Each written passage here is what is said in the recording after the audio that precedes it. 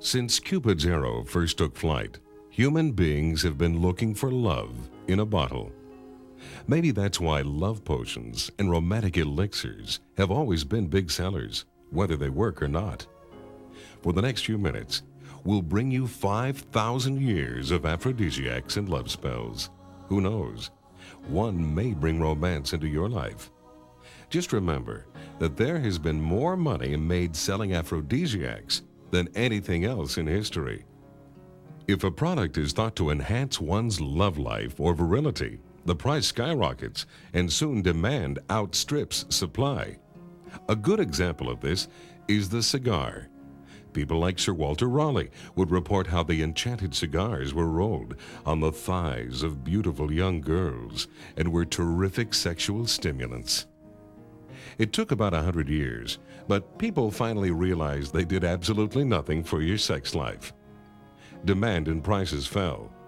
The once romantic cigar has been a stogie ever since. The Chinese were the first to really research and understand the need for sex stimulants. This was about 5,000 years ago. In China, sex was thought to have a cosmic influence on world events. The emperor had only one wife and would practice the Taoist discipline of having sex with her only once a month. Although he had sex with his beloved wife only monthly, he had 9 other wives of a subclass and 27 wives of a third class, plus 81 concubines. All these other women were used to practice on. It was felt the more sex the emperor had, the better off the universe would be.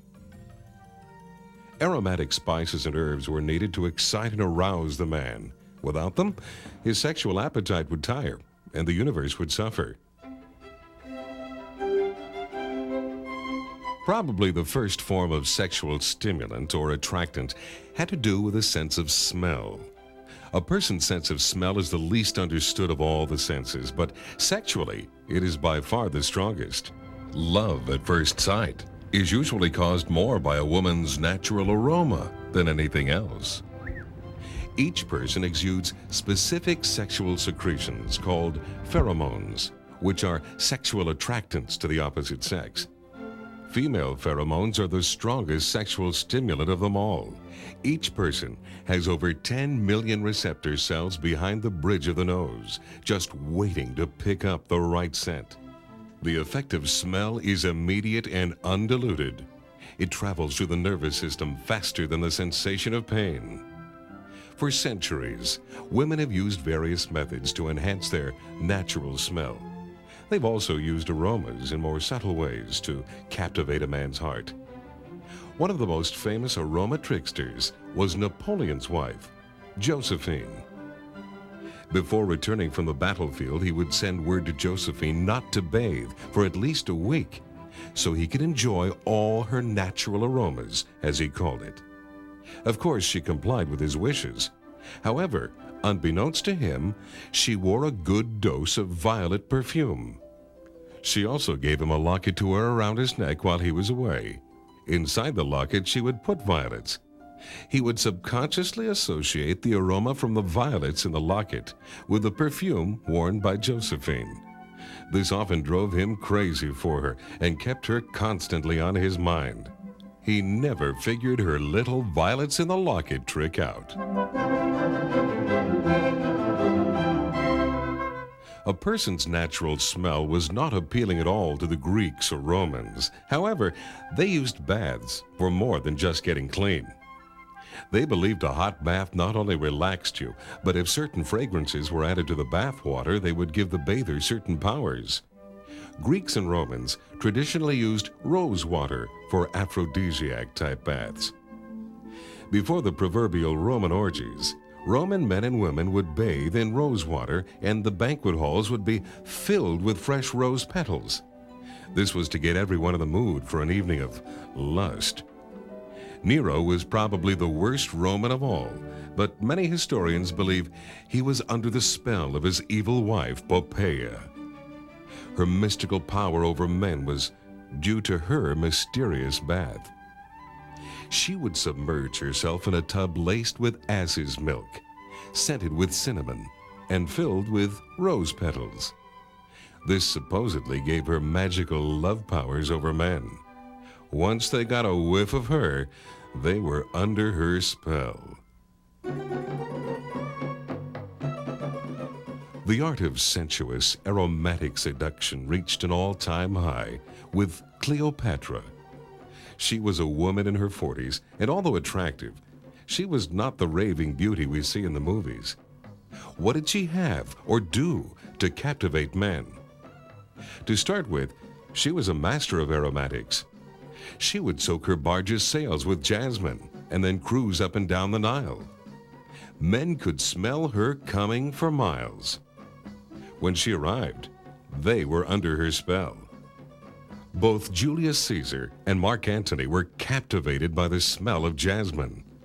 Legend has it, once she was alone with a man, she would give him what has come to be known as Cleopatra's elixir of everlasting love.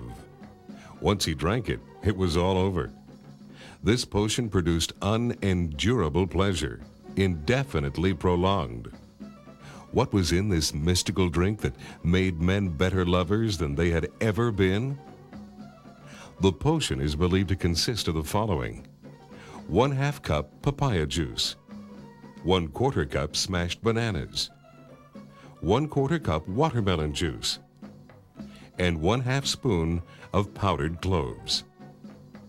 Historians have always wondered, did she captivate more hearts with her aromas or her love potion?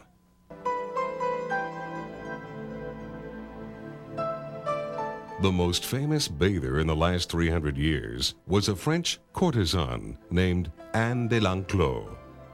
Until her death in 1705 at the age of 85, she was still beautiful. Her skin was smooth and unwrinkled, and she was irresistible to men of all ages. She seemed to have a magical spell over any man she wanted. Anne said she owed it all to her daily bath. Here was her bath formula: lavender, rosemary, mint, crushed comfrey root, thyme, and celandine. All this was put in a pot of boiling water and left to steep for a few minutes before pouring in her bath. She would have a relaxing soak for at least 15 minutes each day. Her advice was to daydream about your favorite fantasy as you soaked. She would laugh and say, "Dreams can come true."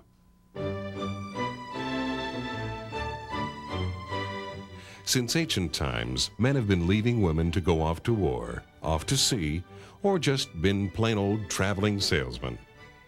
One of the favorite female tricks, you might say, to keep their lover faithful and eager to return was the use of scent. Before the man was to leave, the woman would ensure a joyous and romantic evening. This was to be an evening to remember. Very discreetly, she would scent the room and possibly her undergarments or bed linens with a fragrance he would not soon forget. Jasmine, rose, and rosemary have always been favorites. Before he left, a small piece of cloth, usually a handkerchief with a few drops of this fragrance, was innocently placed in his travel bag. When he arrived at his destination and started to unpack, bingo! After the first whiff, all he could think of was their last night together. Every letter the man received would have a trace of the same aroma. Not only did this keep her on his mind, it made him ravenous for more. He couldn't wait to get home. This little trick has been used for centuries on traveling men, and they still haven't caught on. The most recent study measuring male sexual arousal caused by various scents was conducted by a team of researchers in 1995. Their findings were astonishing. They scientifically tested the penile blood flow before and after the men got a whiff of each aroma. The winner, hands down, was the aroma of a freshly baked pumpkin pie with a hint of lavender. The blood flow to the penis increased by 40% after the first smell. Unbelievable. This could really liven up Thanksgiving dinners. Many unsuspecting men have been captivated when a woman places a few drops of jasmine on a conveniently located light bulb. At the right time, The light is turned on, the jasmine heats up, and the aroma is released. The poor guy never knew what hit him. Massage is a great way of being physically close and letting your energy flow to your partner. A good massage now and then can really relax you or stimulate you. If you want to be relaxed, have somebody rub your shoulders. This is great if you want to go to bed and get some sleep. However, if you want to use massage as an aphrodisiac, it's very easy to do. The Orientals have been using acupressure, reflexology, and shiatsu in one form or another for over 4,000 years. The theory is simple. There are certain points on the body that, when massaged, stimulates another part of the body. The body has several pressure points that tend to stimulate and arouse us sexually. The foot is ticklish for a reason. It is loaded with nerve endings. A simple foot massage can turn into something really wonderful if done correctly. There are 2 points on the foot that correspond to the genital area. They are basically the same in men and women. The first one is the big toe. Massage the entire toe with a thumb and forefinger. The specific point you are looking for is the end joint on the bottom. Apply pressure to this area every so often during the massage. The next is the heel and Achilles tendon. Massage both sides of the tendon and in the area behind the ankle bone.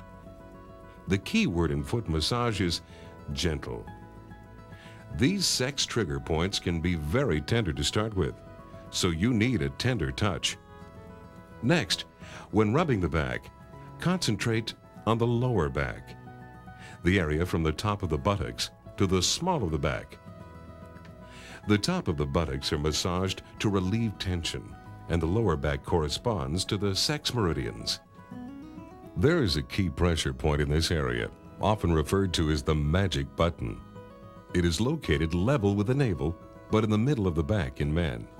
In women, it is lower, about 2 inches above the crease of the buttocks. When giving a back massage, pay special attention to this area, using pressure from time to time on the magic button. This sends stimulating messages to the sexual organs. Oh, Walter.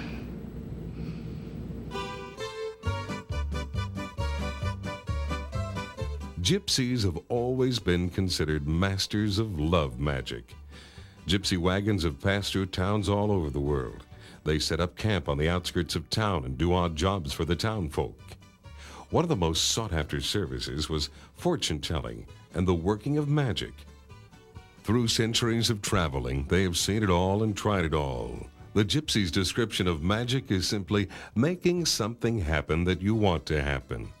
For gypsy love magic to work, it must be done in complete secrecy. To announce it weakens the spell or breaks it altogether.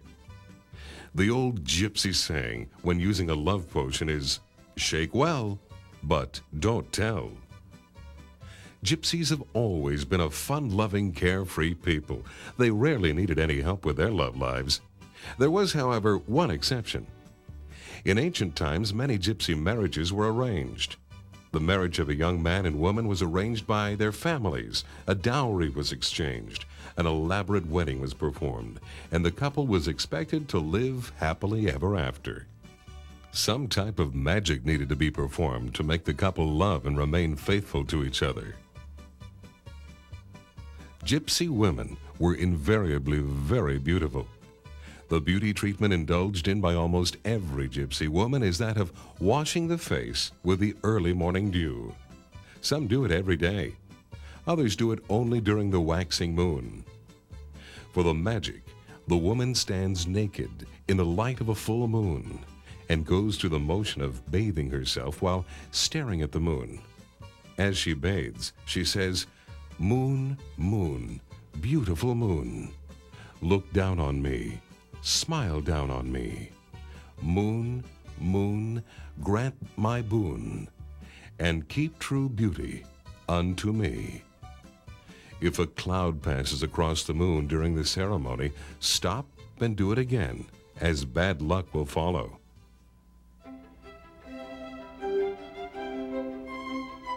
Small pouches or medicine bags are an important tradition in every culture's magic. They may be called a wonga, a gree-gree, a mojo bag, or various other names, but their purpose is universal: to hold magical objects which create magical powers for its wearer. The name of the gypsy pouch is putsi, which simply means pocket. Magic love bags are usually red. Let's look at a few magical love potions carried in these bags. For love, the gypsies filled their little red bags with rose petals, an acorn, a piece of amber, 2 pinches of cinnamon, 2 cloves, a bean, a piece of ginger root, and a silver or gold coin.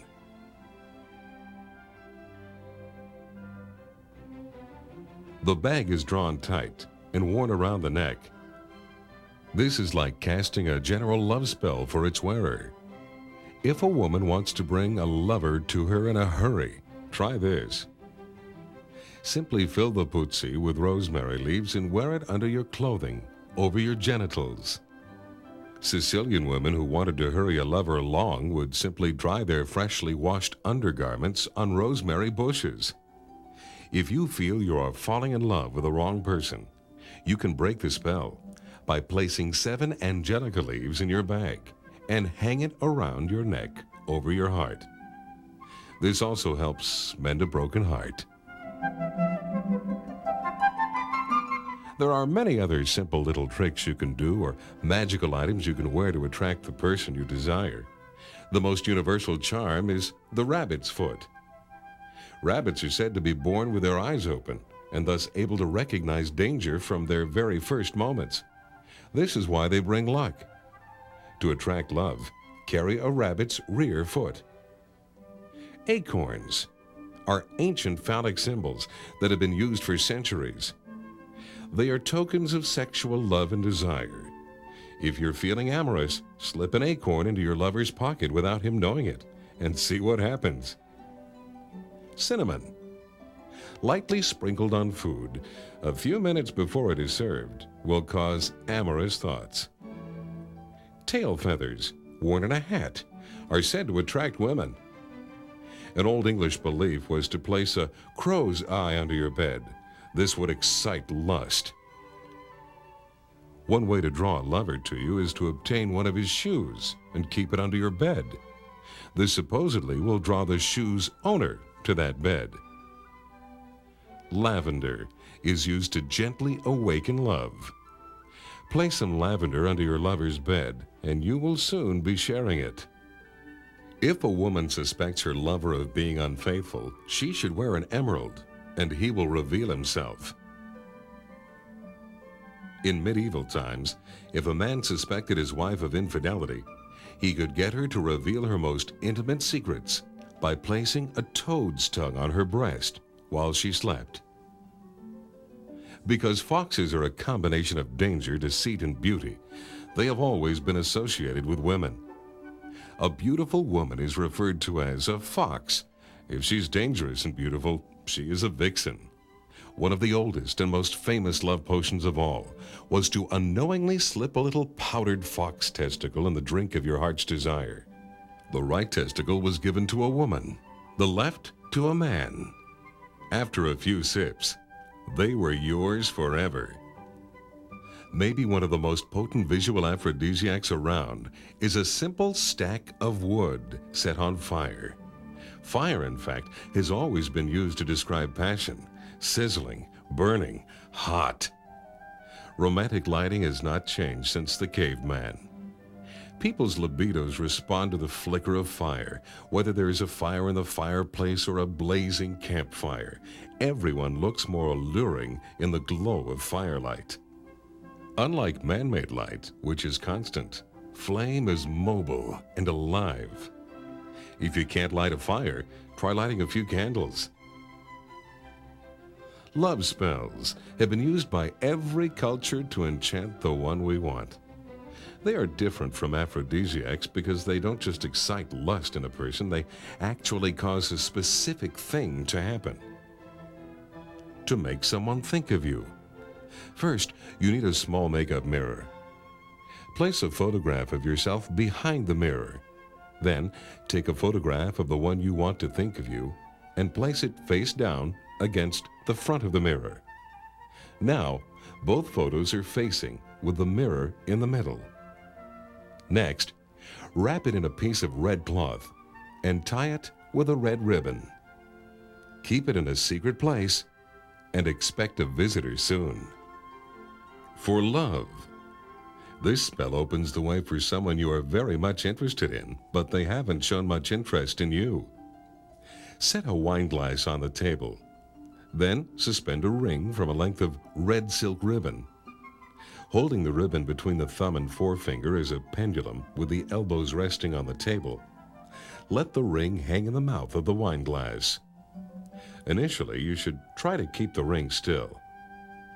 In a loud, clear voice, call out your own name, followed by the name of your would-be lover. Repeat the name of your love 3 times. Then, thinking of them, allow the ring to swing until it clicks against the side of the wine glass, once for each letter as you spell out their name. Now, take the ribbon and tie it around your neck, allowing the ring to hang down on your chest, over your heart. Wear it for 3 weeks. Every Friday, repeat the above ritual. By the end of the 3rd week, if it is meant to be, the loved one will come to you. To attract a lover. This is to be used when you have a lover, but he or she is not as attentive as you wish. You know they love you, but sit before a fire and gaze into it, clearing your mind of all but thoughts of your lover. Have a small bowl of laurel leaves between your knees. Keeping your gaze fixed on the fire, dip your left hand into the bowl. Take out a handful of the leaves and toss them into the fire. As they burst into flames, chant out loud the following: Laurel leaves that burn in the fire, draw unto me my heart's desire. Wait until the flames die down and repeat the action. Do it a 3rd time. Within 24 hours, your lover will come and visit you. Good riddance. This is a good spell to get rid of an unwanted suitor. Take a small piece of paper. With black ink, write the name of the annoying would-be lover. Then light a white candle and burn the piece of paper in its flame, while thinking of the person running away from you. Take the ashes outside, place them in the upturned palm of your right hand, hold it up, and say, Winds of the north, east, south, and west, carry these affections to where they'll be best. Let his heart be open and free, and let his mind be away from me. Then blow on the ashes so they will scatter in the wind. Who will it be and when? You have a number of admirers, and you just don't know which one is right for you. You're also curious as to when you and Mr. Right will tie the knot. This ritual must be done on a Wednesday. Gather as many acorns as you have lovers, plus one for yourself. Then scratch the initial of each person on an acorn. Fill a bowl with water. Pick up the acorns and hold them in your right hand. Concentrate on the people they represent and study the things about them you like. Open your hand and drop the acorns into the water all together. The acorn that floats closest to yours is the person that is most right for you. Next, remove all the acorns and throw away all but the ones representing you and Mr. Right. Hold these in both hands over your heart and say, When will it happen? Then throw the 2 back into the bowl.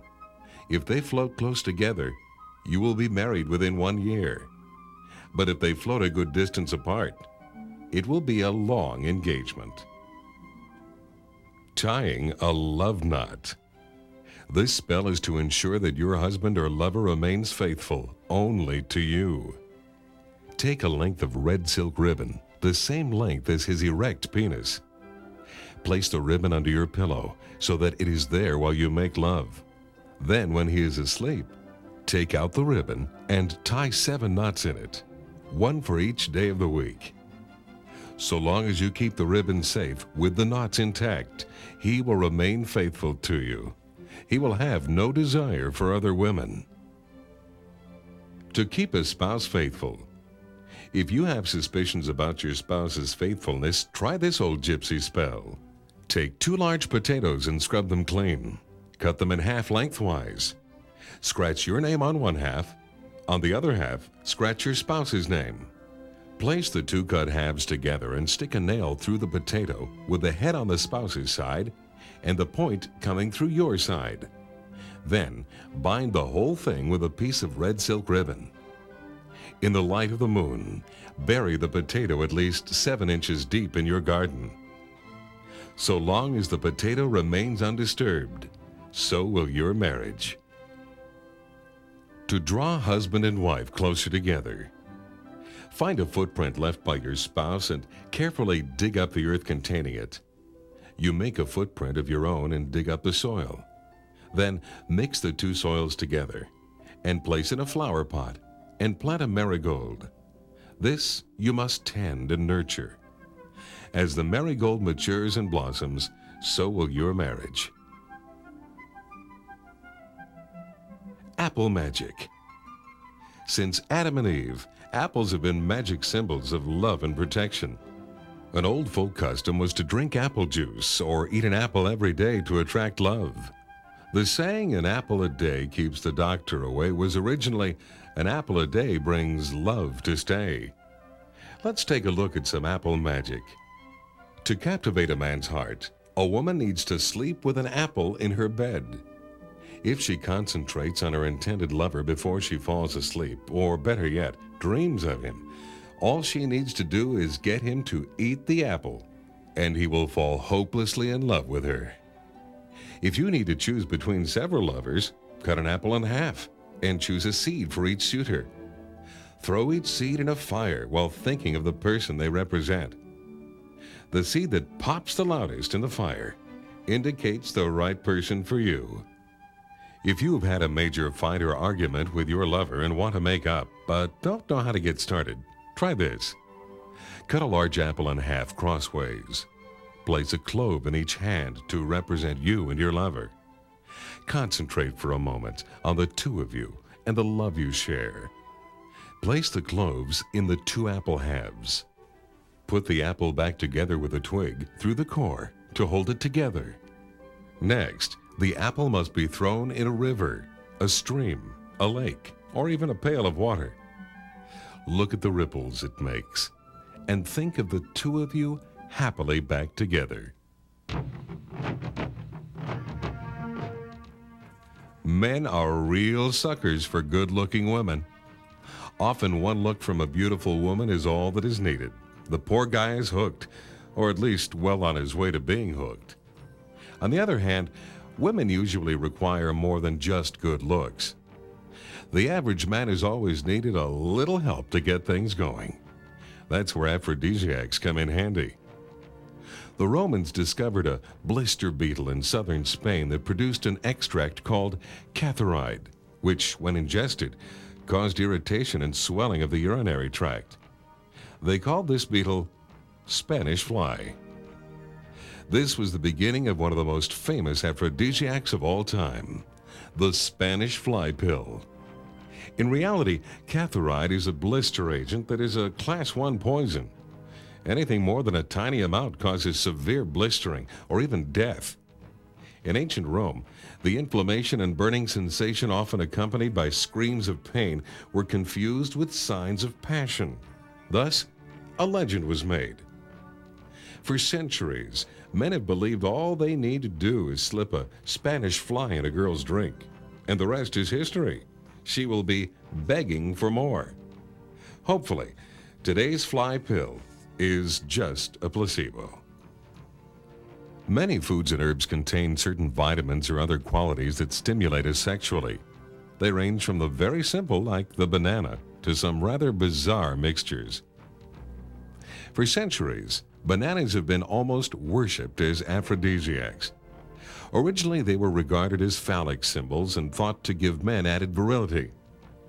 Their vitamin content, particularly high in potassium, helped balance the diet and therefore helped him perform. The French and British have always believed nothing helps a male's virility like a big steak. To be effective, it must be heavily peppered, served rare, and accompanied with a glass of red wine. If the meat is from a wild animal, it is even better. Honey is an excellent source of vitamins and minerals. The sugar is easy to absorb and gives an instant energy boost. Originally, honey was used as an aphrodisiac by the Chinese. They would simply drink a few ounces of honey before going to bed. Greek physicians recommended a glass of honey and a handful of almonds before bedtime for the sexually weak. Then the custom of drinking white wine and honey for 30 days after a couple was married began. This drink and custom is where we got the word honeymoon. Champagne and caviar, what a combination. Taken individually, they are strong aphrodisiacs. Taken together, they are unbelievable. To start with, both items can be very expensive, so they're usually reserved for special occasions. They must be presented elegantly to get the desired effect. First, the champagne, or as James Bond calls it, passion juice, must be served very cold. Always use a tall-stemmed glass. These glasses do serve a purpose. They help keep it cold if you hold the stem and not the side of the glass. Next, the elegant shape of the glass allows you to watch the tiny bubbles as they dance their way to the surface. For the desired result, champagne must be drunk by both parties and must be consumed fairly fast. Not chugged, but not sipped for hours either. It has some strange warming effect on the urinary tract as it leaves the stomach. This, along with the relatively low alcohol content, not only relaxes, but also stimulates and arouses in ways you can't imagine. To make the evening even more sensual, try a little caviar. This has always been the most elegant of foods. There is a reason why caviar has an aphrodisiac effect. Phosphorus. The eggs of a sturgeon are loaded with phosphorus, which nourishes the libido and stimulates the genitalia like you wouldn't believe. In the years gone by, male workers in match factories, whose main ingredient is phosphorus, often suffered from priapism, which is the painful and prolonged erection of the male genitalia. Now, caviar doesn't have that much phosphorus, but it has enough to get the job done. Casanova was a dashing figure of a man who won the heart of every woman he met. Few women could resist his charm. To start with, Casanova was as knowledgeable about food as he was about bedroom techniques. He had a passion for oysters and chocolate. He wasn't a chemist, but he knew what worked for him. Oysters have been known as an aphrodisiac to almost every civilization, from the ancient Chinese to the present. Originally, oysters were eaten by men because they resembled the female genitalia. What scientists have found out is that their lust-providing ability is linked to their high level of zinc and tiny molecules of sugar and proteins, plus that they are easy to digest.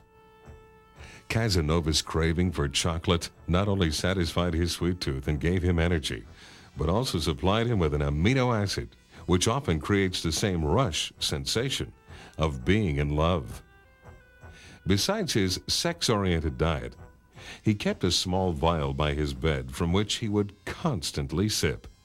Upon his death, a chemist analyzed what was in this drink. Casanova's cocktail contained 1/2 cup fresh grapefruit juice, 1/2 cup steamed apple juice, 1/2 spoon cinnamon powder. For centuries, people have wondered, was his secret his diet or his love potion? King Henry VIII wasn't perfect. He was spoiled, sanctimonious, had bad table manners, and just about any other despicable thing you can mention. Despite his faults, he has been regarded as one of the most virile men in history. He had few equals between the sheets. His secret was a small leafy green vegetable, parsley. He ate it by the wagon load. He ate it raw or cooked, any way he could. He knew what effect it had on him, and he couldn't get enough of it. Word got out about his secret, and pretty soon bored English housewives were slipping parsley into their husbands' soups, stews, or anything else they could get it in. The husbands never knew they were being given an aphrodisiac. They only knew they had newfound vigor and vitality. What chemists have found out is that parsley contains large amounts of vitamin A and C along with other minerals. It also produces a unique gland-stimulating acid when chewed between the teeth. The next time you order a meal, think twice before throwing away the parsley garnishes. Another food famous for its lovemaking powers is the durian. It is a melon native to Southeast Asia, which is said to have the smell from hell and the taste from heaven. It is covered with spines, and when it is cut open, emits a smell very similar to rotten fish. Why then is it called the king of the fruits? 3 guesses. Singapore is where the durian is an obsession. It is their most prized delicacy. They not only believe in but swear by the fruit's legendary powers as an aphrodisiac. They have an old saying, "When the durians come down from the trees, the sarongs come off." Damiana grows in the desert areas of Mexico. It has been used as an aphrodisiac for centuries by the people of Mexico. The ancient Aztecs even mixed a tonic as a cure for impotence. Chemically, this plant contains several alkaloids that directly stimulate the nerves and sex organs, increase circulation, and relax the muscles. It even causes erotic thoughts and dreams. It is usually consumed in tea, which is easy to make. Put a little Damiana in a teapot. Boil for 5 minutes and let it steep. Drink 2 hours before needed. Native Mexican women who thought their husbands had become uninterested and boring would brew a tea for them to drink a few hours before retiring. The effects were unbelievable. After a few evenings of drinking this tea, strange things started to happen. These previously uninterested husbands started thinking of themselves as the second coming of Don Juan. To this day, Mexican women are still doing the old Damiana tea trick, and the guys still haven't caught on. The Jamaicans prepare a soup called cow's cod soup that is as strong as any aphrodisiac around. It is strictly for men. It has zero effect on women. The Jamaican men eat it before going on a special date or during festival weekends. It is served in most Jamaican restaurants, but usually only on Friday or Saturday, the traditional party days.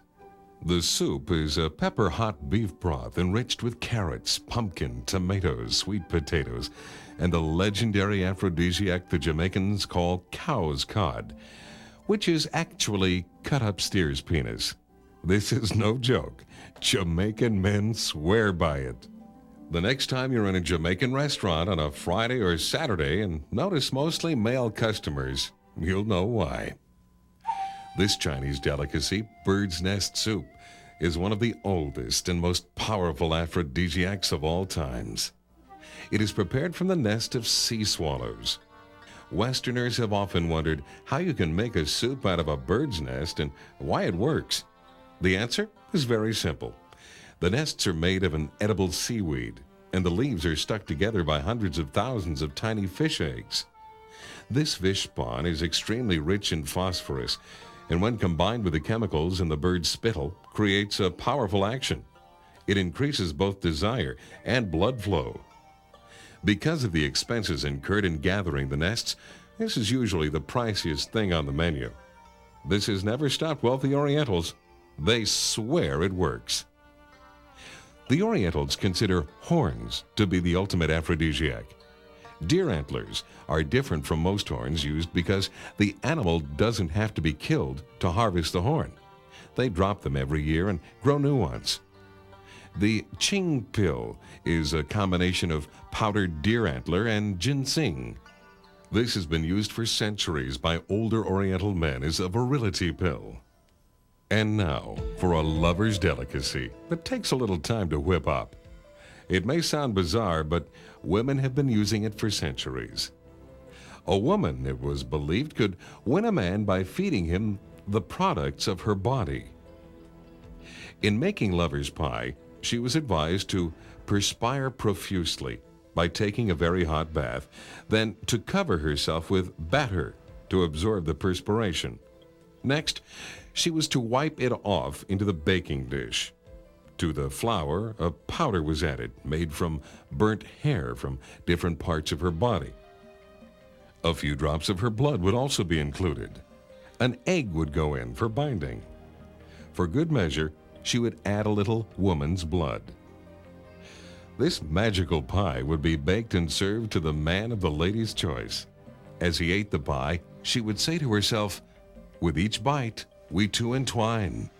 This spicy pie will make you mine." A loss of nature has never been accepted as a natural phenomenon. On the contrary, in ancient times it was thought to be a form of sorcery, set in motion by a sorcerer or an enemy against two married people.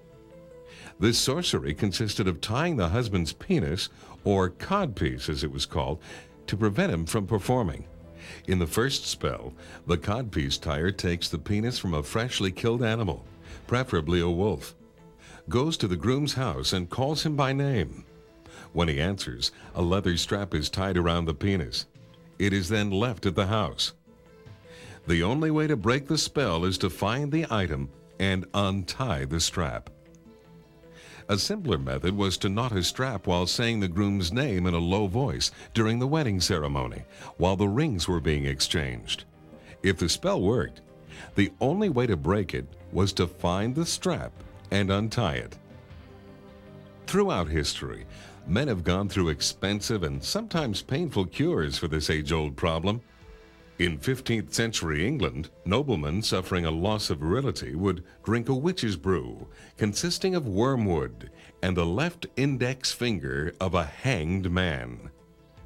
Ancient Hebrew men would make a mixture of lard and garlic and rub it on their back, thighs, and genitals for 7 days.